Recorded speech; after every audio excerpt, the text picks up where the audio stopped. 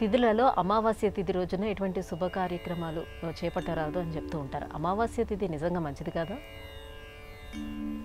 ఈ లోకంలో ఇది మంచిది ఇది చెడు అనేటువంటిది నిజానికి లేదు.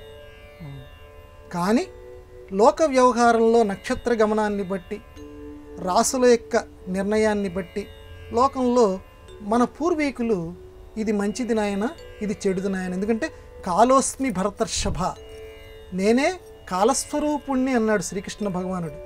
అంతా దైవస్వరూపమైనప్పుడు ఒకటి మంచి ఒకటి చెడు అని ఉండదు, అంతా మంచే ఉంటుంది. కాకపోతే లోకము యొక్క గమనం కోసం, లోకములో కర్మల్ని కోసం మానవులందరూ జన్మెత్తారు. కాబట్టి కర్మలంటే ఒకటికి మంచిగా ఉండాలి, ఒకటి చెడుగా ఉండాలి. వాళ్ళ కోసం అని చెప్పి లోకంలో దుర్ముహూర్తాలు ఏర్పడ్డాయి, వర్జ్యాలు ఏర్పడ్డాయి. అందుకని కాలాన్ని అలా విడగొట్టుకుంటూ ఇదిగో అమావాస్య మంచిది కాదురా నాయన, ఇదిగో ఈ తిథి మంచిది కాదురా అని చెప్పి మన పెద్దజ్ఞులు, ఎందుకు జ్యోతిష్యం కూడా వేదాంగం, వేదం యొక్క ఒక అంగం, ఇలా ఏర్పాటు చేశారు.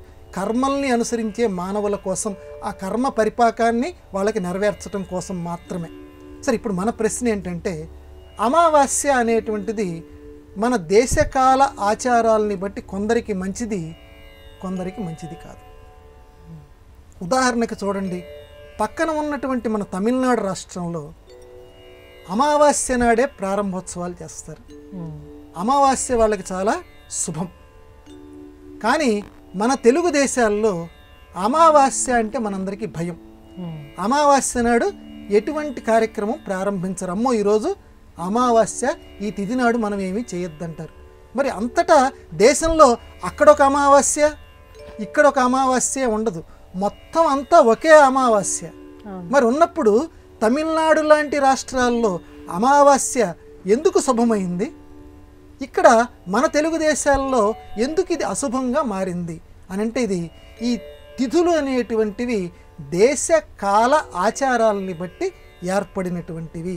ఏది మంచి ఏది చెడు అనేటువంటివి వాళ్ళకి ఏర్పడినటువంటి ఫలితాలని బట్టి. ఇప్పుడు చూడండి, ఒకడికి ఈ కారు బాగా నప్పుతుందిరా అంటాడు, మరి ఇంకొకటికి అదే కారు నప్పదు. ఒకడికి ఈ ట్యాబ్లెట్, ఇప్పుడు డాక్టర్లు కూడా ఒక ఇంజెక్షన్, మన ఆధునిక కాలం సంబంధించుకుంటే ఒక ఇంజెక్షను, నాయన ఇదివరకు ఎప్పుడైనా నీకు చేశారా అని అడుగుతాడు డాక్టర్. ఇది నీకు పడుతుందా అంటాడు. మరి ఇంజెక్షన్లో ఉన్న మందు అదే, కానీ నీకు పడుతుందా ఇంజెక్షన్ అంటాడు. ఒకడికి అదే ఇంజెక్షన్ పడదు, ఒకడికి అదే ఇంజెక్షన్ పడుతుంది. ఒకటికి చేస్తే లేనిపోని రోగాలు వచ్చేస్తాయి, కొత్త రోగాలు. మరి ఇంజెక్షన్ మందు ఒకటే అయినప్పుడు ఇద్దరికి వేరు వేరు ఎందుకు వస్తుంది? తత్వాలని బట్టి మారుతుంది. ఆ రకంగానే దేశంలో ఉండేటువంటి, ప్రాంతంలో ఉండేటువంటి ఆ ఉష్ణోగ్రతల్ని బట్టి, ఆ శీతోష్ణ స్థితుల్ని బట్టి మాత్రమే ఈ రకంగా అమావాస్య కొంతమందికి మంచిదవుతోంది, కొంతమందికి చెడు అవుతుంది. కానీ మొత్తం మీద ఇది కాలస్వరూపం.